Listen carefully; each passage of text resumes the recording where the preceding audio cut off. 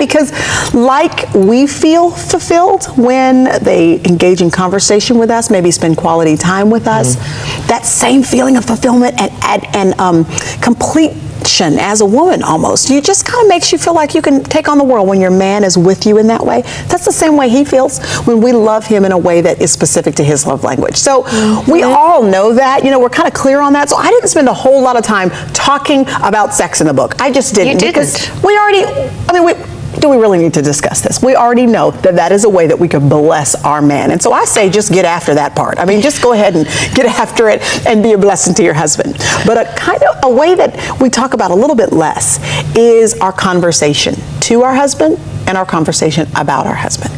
If you were having a conversation, especially in public is really the issue, isn't it? If you're having a conversation with another girlfriend and the two of you are chuckling in a corner, is your husband for sure that that conversation is not about him? Will he know, just because of the confidence that he has in you as his wife, as someone that's got his back, can he be assured of the fact that that conversation, that little giggle between two women, he knows his wife is not talking about him behind his back? Is he that secure in you? He should be that secure in us. That's a way that they are fulfilled, when they know that their wives are honoring them, not only in their conduct, but also in their conversation. And this is so amplified when you highlight the man's two greatest fears. Absolutely. And listen, I did not come up with these fears. One of my friends and mentors, Miss Kay Arthur, who's been teaching the Bible for 50 years. I mean, goodness gracious, she's just a treasure. She said this to me once. She said, Priscilla, a man's greatest fears, two of them, the fear of being controlled by a woman and the fear of being found inadequate. Well, when you know going into a relationship with your husband, or currently in a relationship with your husband, when you know up front that those are his two fears, that somebody's going to figure out he's inadequate or that he'll be controlled by a woman, then you can go into your relationship and spend your time trying to dispel those fears, to let him know that you do not want to control him, that you trust him, that he is your hero, that you really believe he can accomplish the task at hand, even if you do have some reservations about that, even if you do think you might be able to handle something better than he can. When you dispel his fear, you will find that the repercussions of him knowing that you believe in him and don't want to control him, but want to honor him and place faith in him, the repercussions of that really come back on you 100-fold, of a man who really feels like he's married to a woman that believes he's capable. And then if he recognizes that you really care for him, even in spite of his inadequacies, that you're not going to be pointing them out, bringing his weaknesses to the forefront. Humiliating him. Humiliating him. Because the thing is, he knows he's inadequate in different areas, just like you and I know we're inadequate in different areas. Nobody likes someone who will point out their inadequacies and make a huge spectacle out of them. But oftentimes, don't we do that? We kind of bring their weaknesses to the forefront over and over and over again.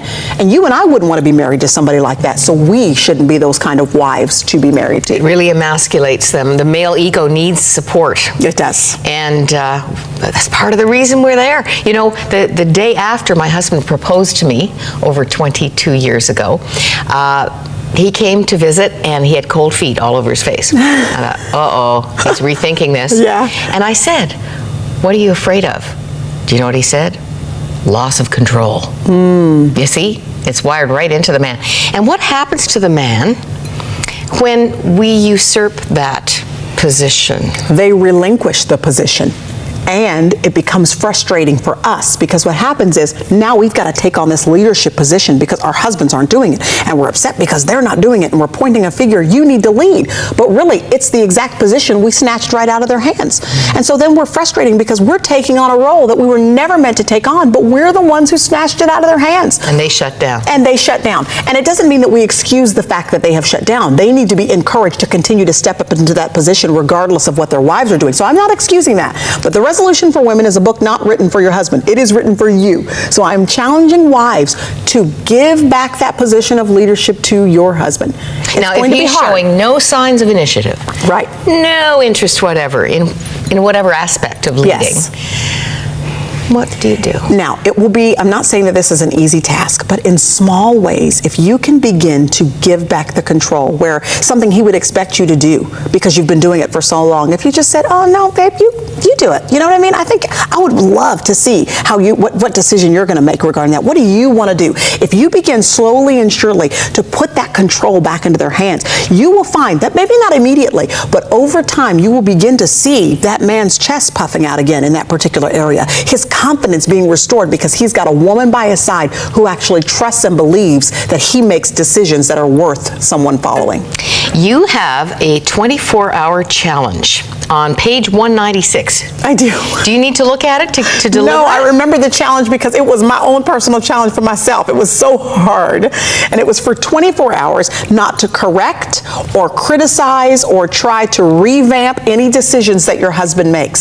So this means even in small things. If he's the one choosing what restaurant to go to dinner, you don't say, oh, I don't really feel like that, let's go somewhere else. Or, here's the hard one, Moira.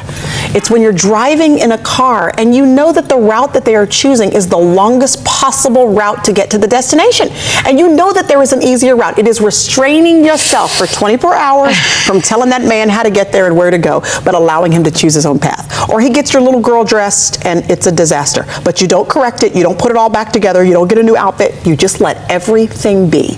Now I gotta tell you, I had a friend who did this for 30 days. And she did it for the hardest 30 days of the entire year. It was over the Christmas, it was like over December. Oh no. For 30 days. Pressure season. Oh my gosh, there's so many decisions to be made, Christmas pictures to decide on. She let him make all the decisions.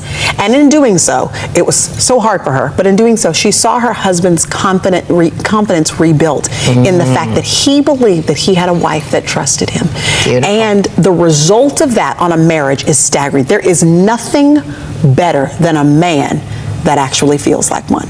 Ooh. When you're married to a man who feels like a man, the effects of that they're going to benefit you. It's not really about him. In the end, it's about you. You win. Yeah, you win. When a man feels like a man, the passion, the intimacy that we so desire, all of that ripple effect comes back on us because a man likes to feel like your hero, like your guardian, and like your protector.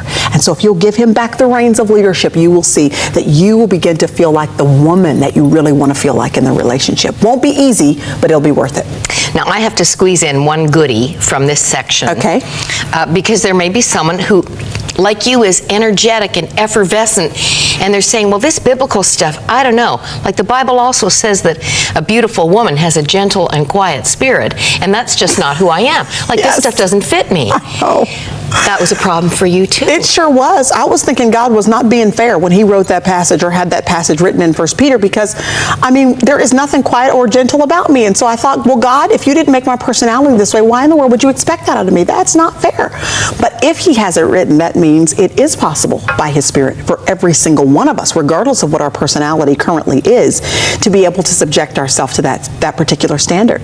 And what I discovered is that gentleness. I loved this description in Scripture. In the original languages, it talks about gentleness being the kind of person who really is able to cause someone to have their load or their burden lifted. It's a load lifter is what it is.